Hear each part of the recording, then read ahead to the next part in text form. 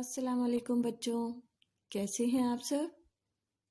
جی بچوں جیسے کہ آپ لوگ جانتے ہیں کہ اس دنیا میں ہم سے محبت کرنے والے بہت سارے لوگ ہیں، جن میں سب سے زیادہ ہمارے جو قریب ہیں وہ کون ہیں؟ جی ہمارے ماں باپ ہیں۔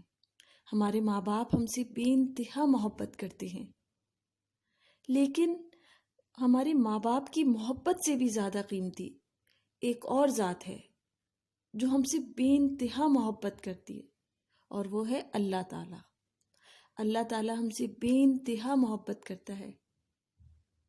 آج میں اللہ تعالیٰ کے ناموں میں سے ہی ایک نام الحکم جل جلالہ کے بارے میں آپ لوگوں کو بتاؤں گی۔ اللہ تعالیٰ کے پیارے پیارے نام ہمارے پیارے نبی صلی اللہ علیہ وآلہ وسلم نے بتائے، جن کی تعداد 99 مطلب 99 ہے۔ انہی میں ایک نام الحکم جل جلالہ، جس کا مطلب ہے اٹل فیصلے کرنے والا۔ الحکم جل جلالہ وہ ذات ہے جس کے فیصلے کو کوئی رد نہ کر سکے اور جس کے حکم کو کوئی ٹال نہ سکے۔ یہ نام مبارک قرآن کریم میں ایک مرتبہ آیا ہے۔ بچوں، جیسے ہمارے اعمال ہوں گے ویسے ہی فیصلے ہوں گے۔ بالکل اسی طرح جیسے اگر ہم اوپر پھول اچھالیں گے تو نیچے کیا گرے گا؟ نیچے پھول ہی آئے گا، پتھر نہیں آئے گا۔ جی ہاں، اور جب ہم پتھر اچھالیں گے تو نیچے پتھر ہی آئے گا، پھول نہیں آئے گا۔ بچوں، رزق دینے کا فیصلہ، صحت کے فیصلے، عزت کے فیصلے، آسمان سے بارش کے فیصلے، کامیابی ہو یا ناکامی کے فیصلے سب اللہ تعالیٰ کی طرف سے ہیں۔ اگر ہم اللہ تعالیٰ کو راضی کرنے والے کام کریں گے، فیصلے بھی ہمارے لیے پسندیدہ ہوں گے۔ جی بچوں، اب ہم ایک کہانی سنتے ہیں جس کا نام ہے فیصلہ۔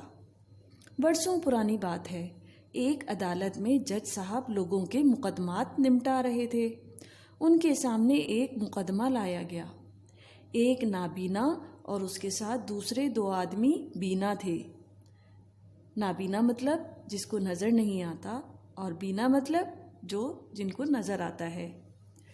نابینا نے جج صاحب سے کہا، یہ دونوں آدمی میرے درہم چھین رہے ہیں، حالانکہ میں نے لوگوں سے مانگ مانگ کر ان کو جمع کیا۔ جبکہ وہ دونوں آدمی کہہ رہے تھے کہ جج صاحب یہ درہم تو ہمارے ہیں، یہ راستے میں بیٹھا بھیک مانگ رہا تھا۔ اس نے کہا کہ میری زندگی کی آخری خواہش ہے کہ صرف ایک مرتبہ دولت کو اپنے ہاتھوں میں دیکھ لوں۔ تو ہم نے اپنی کمائی ہوئی رقم تھوڑی دیر کے لیے اس کے ہاتھ میں تھما دی۔ اس نے اس رقم پر قبضہ کر لیا۔ ہم نے اس سے اپنی رقم واپس لینے کی کوشش کی تو اس نے شور مچا دیا۔ لوگوں نے اس نابینا کو سچا سمجھا اور اس کے اندھا ہونے کی وجہ سے اس پر ترس کھایا اور ہمیں پکڑ کر اس عدالت میں لے آئے۔ ان دونوں نے اپنی صفائی پیش کی۔ آپ لوگ کیا کام کرتے ہیں؟ جج صاحب نے پوچھا۔ جج صاحب، ہم گوشت فروخت کرتے ہیں۔ ہم کام ختم کر کے واپس اپنے اپنے گھروں کو جا رہے تھے کہ یہ نابینا فقیر راستے میں ملا۔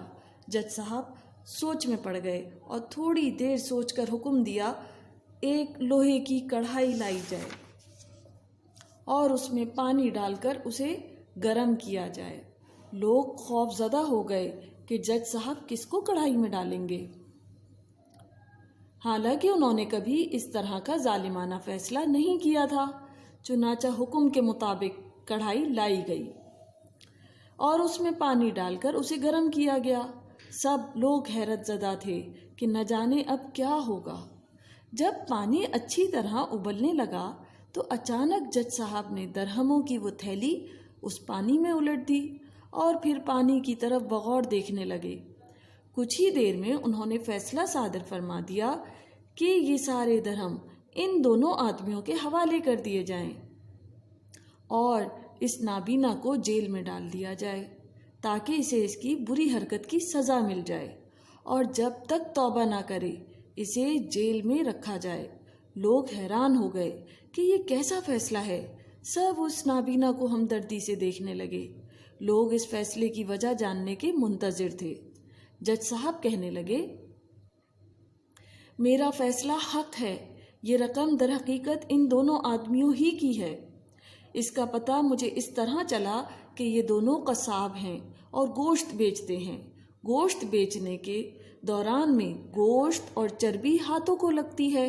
اب ان ہاتھوں سے انہوں نے درہموں کو پکڑا تو یہ چربی وغیرہ ان درہموں کو بھی لگی۔ جب یہ درہم پانی میں ڈالے گئے تو پانی کے چاروں طرف چربی پگھل کر پھیل گئی۔ اس لیے میں نے اندازہ لگایا کہ یہ درہم انہی دونوں آدمیوں کے ہیں اور نابینا جھوٹ بولتا ہے۔ جب اس نابینا کو جیل میں لے جانے لگے تو اس نے بھی اپنے جرم کا اقرار کر لیا۔ سارے حاضرین جج صاحب کے اس دیانت اور ذہانت سے پر فیصلے پر خوشی سے جھوم اٹھے۔ جی بچوں، اب کچھ باتیں ہیں جو کہ یاد رکھنے کی ہیں۔ نمبر 1، الحکم جل جلالہ کے نام مبارک سے ہمیں یہ سبق ملا کہ زندگی کے جس شعبے میں جو ذمہ داری ملے یا جس ادارے میں ہمیں کبھی کام کا موقع ملے تو وہاں دیانت و امانت سے فیصلہ کریں۔ نمبر 2، ہم اللہ تعالیٰ کے ہر فیصلے کو دل و جان سے قبول کریں۔ وہی کسی کو اول پوزیشن عطا کرتا ہے تو کسی کو دوسری۔ بس ہم اپنی طرف سے پوری کوشش کریں، اس کے بعد جو فیصلہ ہو اس پر اللہ تعالیٰ سے راضی رہیں۔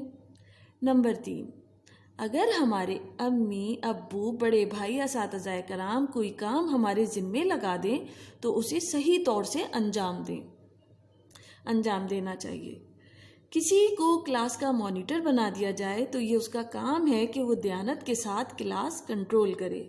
ایسا نہ ہو کہ جس لڑکے سے کوئی لڑائی ہو اس کی خواہ مخواہ شکایت کی جائے یا اسے تنگ کیا جائے، اور جس سے دوستی ہو اس کی غلطی کو نظر انداز کر دیا جائے۔ تو یہاں پر صحیح فیصلہ ہی اللہ تعالیٰ کو پسند ہے۔ نمبر 4، اللہ تعالیٰ کے حکموں پر دل و جان سے عمل کریں۔ نماز پڑھنا، سچ بولنا، ماں باپ کا کہنا ماننا، اساتذہ کا ادب کرنا، دوستوں سے اچھا برتاؤ کرنا۔ نمبر 5، دنیا میں ہمارے جو حاکم ہیں ان کے حکموں پر اسلامی تعلیم کے مطابق عمل کرنا۔ مثلاً جب سڑک سے گزریں تو سرخ بتی پر ٹھہرنا، کچرے کو کچرے والی جگہ پر پھینکنا، پارکوں میں پودوں اور پھولوں کو نہ توڑنا۔ جی بچوں، مجھے امید ہے آپ کو میری باتیں بہت اچھی طرح سمجھ میں آ گئی ہوں گی اور ان باتوں پر جو سمجھائی ہیں ان پر عمل بھی کریں گے۔ انشاءاللہ بہت جلد بہت اچھی باتوں کے ساتھ میں پھر آؤں گی، اور آپ لوگوں کا بہت بہت شکریہ، آپ نے میری پوری ویڈیو دیکھی، اور میرے چینل کو سبسکرائب کرنا نہیں بھولیے گا۔ جزاک اللہ۔ السلام علیکم۔